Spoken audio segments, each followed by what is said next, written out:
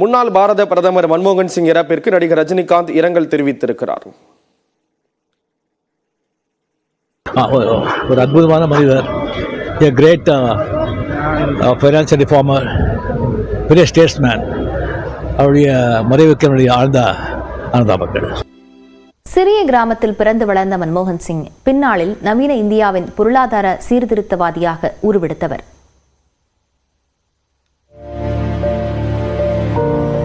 ஒன்றுபட்ட இந்தியாவின் பஞ்சாப் மாகாணத்தில் தற்பொழுது பாகிஸ்தானில் உள்ள கா எனும் கிராமத்தில் 1932 ஆண்டு செப்டம்பர் மாதம் 26 அன்று பிறந்தவர் மன்மோகன் சிங்.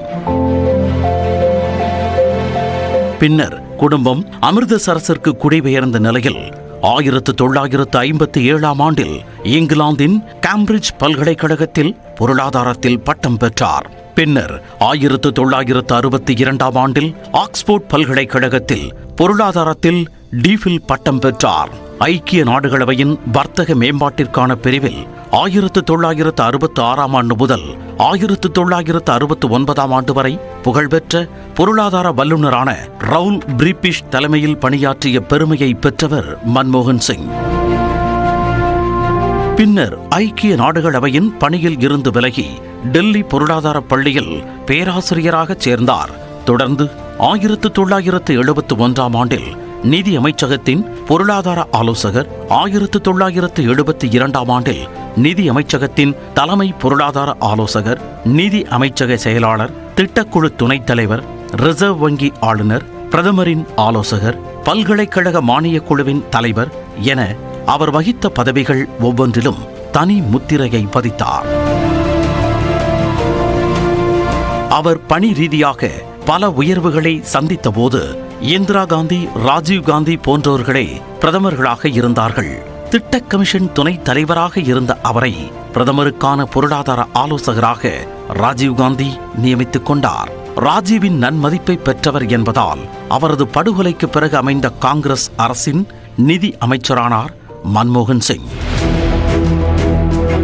சவால்கள் நிறைந்த சூழலில் இந்திய பொருளாதார தாராளமயமாக்கல் கொள்கையின் தொடக்கமாக மாற்றினார் மன்மோகன் சிங். அப்போது மன்மோகன் சிங் எடுத்த சில முக்கியமான முடிவுகள் இந்திய பொருளாதாரத்தின் போக்கையே மாற்றியமைத்தன. பின்னாளில் வங்கிகளில் தனியாருக்கான கதவுகளை திறந்துவிட்டார். பொதுத்துறையின் பங்குகளில் குறிப்பிட்ட விழுக்காட்டை தனியாருக்கு விற்பது என்ற முடிவு இதில் மிக முக்கியமானது. நேருவின் சோசியலிச பாதையில் இருந்து காங்கிரஸ் விலகுவதாக எதிர்க்கட்சிகள் தீவிரமான விமர்சனத்தை முன்வைத்த போதிலும் மன்மோகன் சிங் தான் எடுத்த முடிவில் உறுதியாக நின்றார். அடிப்படை கட்டமைப்புகளுக்கான முதலீடுகளை அதிகரித்தல், வணிக முறைகளில் சீர்திருத்தங்களை ஏற்படுத்துதல், வெளிநாட்டு நேரடி முதலீட்டிற்கான ஒழுங்குமுறை கட்டுப்பாடுகளில் மாற்றங்களை ஏற்படுத்துதல், தொழில்துறை சார்ந்த கட்டுப்பாடுகளை தளர்த்துதல் என மன்மோகன் சிங்கின் அதிரடிகள் தொடர்ந்தன. இவற்றின் விளைவாக 1991 ஆண்டில் 127 கோடி ரூபாயாக இருந்த அந்நிய முதலீடு 1996 ஆண்டில் சுமார் 340 கோடி ரூபாயாக அதிகரித்தது. 1991 ஆண்டில் 16 விழுக்காடாக இருந்த பணவீக்கம் 1996 ஆண்டில் 9 விழுக்காடாக குறைந்தது.